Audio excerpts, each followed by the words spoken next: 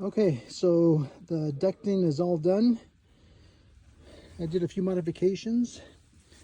This here is the kitchen downstairs. This is a bedroom. This is another bedroom. That's my office. That's the master. And this is the junction here.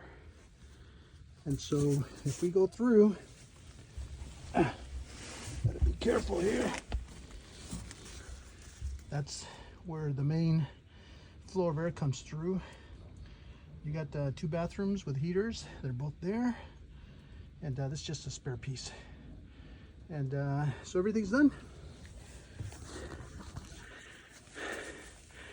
It was kind of tough not to work, but man, being up here in the attic, boy, thank God it's not 100 degrees. So another job done. Now it's time to test it.